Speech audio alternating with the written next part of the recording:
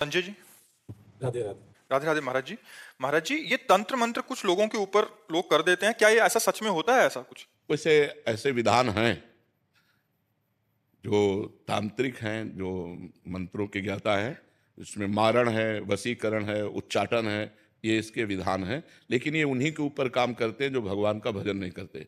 जो भगवान का भजन करते हैं उनके ऊपर काम नहीं करते। अगर आप राधा राधा जपते हो, कृष्ण कृष्ण जपते हो, तो भगवान तुम्हारी रक्षा करेंगे। कोई भी तंत्र मंत्र तुम्हारे ऊपर काम नहीं करेगा। एक तांत्रिक था, तो वो शालिग्राम भगवान को चुटकियों से नचाता था ऐसे, और भक्त का नाटक करता था। तो भक्त लोग बड़े, जो देखने वाले, यार भगवान इसके बस में है, जैसा चाहता वैसा नचाता है। तो एक भजनानंदी संत थे, उनके पास कई लोग भजन करते, तो उन्होंने आकर बताया कि वो ऐसा बोले, भक्त कभी ऐसा कर ही नहीं सकता। भक्त भगवान को प्रदर्शन थोड़ी करेगा, वो तो आराधना की वस्तु है। तो फिर उन्होंने कहा, महाराज ये तो बड़ा गलत हो रहा है, समाज भ्रमित हो रहा है। तो बोले आपको चलना चाहिए। वो गए और खड़े हो गए, बोले दिखा भाई। वो चुटकी बजावे, कुछ नहीं। जब 100 का स्वभाव शेर हो जाता है ना, तो फिर कुछ नहीं चलता। और उनके पास भजन था, और ये मंत्र का तांत्रिक था। तो इसने जब देखा कि यही बाबा जी आए और इसी कारण हुआ, तो उनसे कहा चले जाओ। तो उनका ये नाटक बंद कर, भोले भाले लोगों को तू ऐसे तंत्र के द्वारा लुभायमान करता है और पैसे इकट्ठा करता है। अब सारे समाज में उसकी बेइज्जती हुई, तो उसने शाम के अनुष्ठान किया मारण का प्रयोग किया। वो खप्पर में आग की तरह जलती हुई उन महात्मा की तरफ बढ़ी, लेकिन उनकी देहरी की परिक्रमा करके बस खड़ी रही। कृत्या भी कहते हैं शास्त्रीय भाषा में, कृत्या, मारण, ऐसे नामों से उच्चारण किया जाता है। तो उन महात्मा ने कहा, मैं कोई दोषी हूं क्या?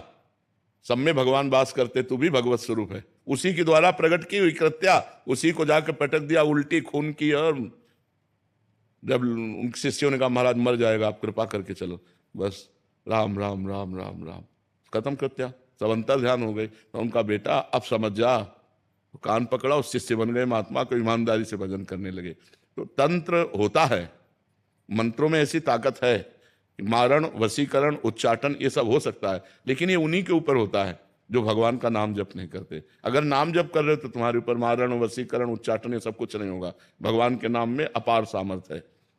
राक्षस लोग बड़े मायावी थे, लेकिन राम राम जपने वाले विभीषण के ऊपर कौन सी माया थी? हनुमान जी के ऊपर कौन सी माया उन्होंने डाल दी? कुछ नहीं कर पाए। सिया जी के ऊपर कौन सी माया डाल दी? जो भगवान में चित्त जोड़े हुए हैं उनके ऊपर माया का कोई प्रभाव नहीं पड़ता है। ये तंत्र मंत्र तो बहुत छोटी सी बात है। एक बड़ा तांत्रिक था, वो सन्यासियों को परेशान करता था। तो धर्म सम्राट करपात्री जी उनके पास गए और कहा, नारायण नारायण नारायण, और कहा जितनी तेरे में ताकत हो अब लगा तंत्र की। चरणों में गिर गया था। बोले आपके ऊपर हमारा तंत्र कोई काम नहीं करेगा। जहाँ नारायण नाम है, राम नाम है, कृष्ण नाम है, राधा नाम है, हरि नाम है, जहाँ पाप करने वाले लोग हैं उन्हीं के ऊपर उनका प्रभाव पड़ता है। ऐसा है कि तुम्हारे ऊपर अगर तंत्र कर दिया जाए तो तुम परेशान हो जाओगे। तुम्हारे ऊपर मारण लगा दिया जाए तो 10 दिन में मर जाओगे।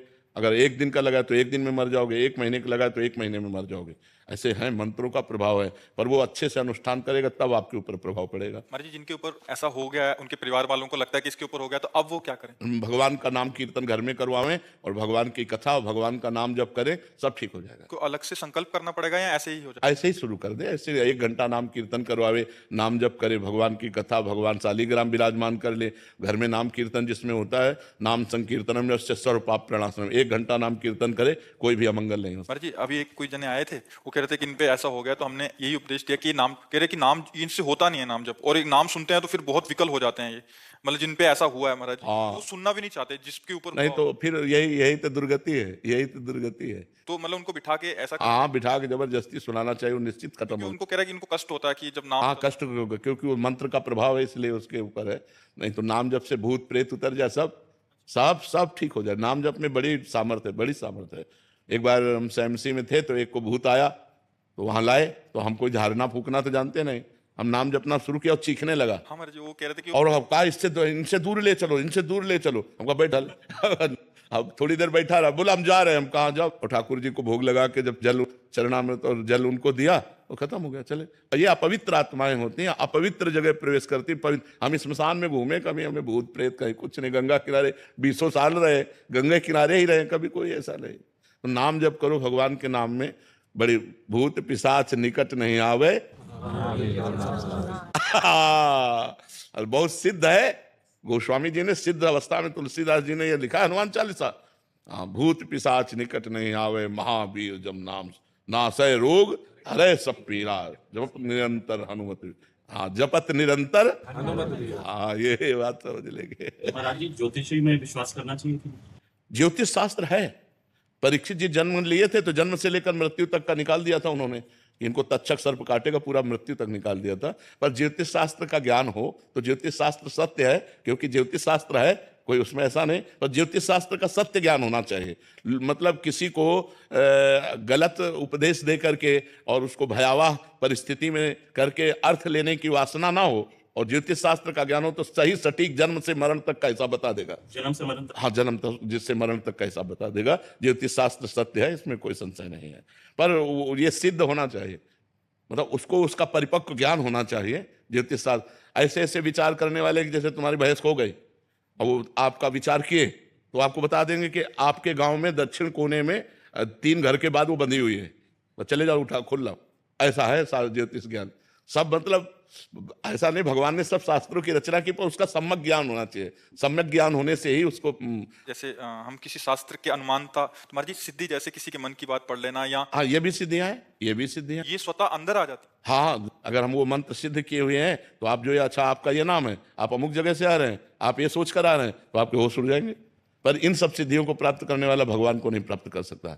इसलिए कभी भगवान को प्राप्त करने वाले में आप कोई सिद्धि नहीं देखेंगे। ये सब शांत एकदम साधारण पुरुष, वो सब रिद्धि सिद्धि पेरे बहुआई, बुद्धि लोभ दिखावे भाई, होए बुद्धि जो परम सयानी, तिंतन चितई न अनहित जानी। वो अनहित कर देंगे, वो भगवत प्राप्ति नहीं होने देंगी। इसीलिए जो सिद्ध संत होते हैं वो भगवान के प्रेम में डूबते हैं, इन सिद्धियों के चक्कर में नहीं पड़ते हैं। ये सिद्धियां तो बहुत छोटे से थोड़े वजन में आ जाती हैं कि आप क्या सोच रहे हैं, आपका क्या नाम है, आप कहाँ से आए हैं, ये बहुत छोटी मोटी बातें हैं, ये कोई बड़ी बात नहीं है। इन सब बातों को तो बहुत क्रॉस करके तब आगे बढ़ा जाता है परमार्थ में। अगर इसको स्वीकार कर ले तो फिर भगवान के दर्शन और भगवान का प्रेम नहीं मिलता। तो ये जीवन भगवान के दर्शन के लिए कि तुम्हारे मन की बात जानने के लिए? अपने मन की बात जान करके तो जिंदगी बर्बाद हो रही है, औरों के मन की बात जान करके इतना बोझा कौन लोग ढोए। महाराज जी, और भी सिद्धियां होती हैं? बहुत सिद्धियां होती हैं। महाराज जी, आपने बताया था कि जल पे चलना। हाँ, जल को स्तंभित करके चलना, पहाड़ में भी प्रवेश कर जाना, एक ही समय में कई जगह उपस्थित हो जाना, ये बड़ी सिद्धियां हैं। एक ही समय में कई जगह उपस्थित हो जाना, बहुत दूर की बात सुन लेना, तुम्हारे मन की बात जान लेना, कहाँ कौन सा धन गड़ा है, इन सब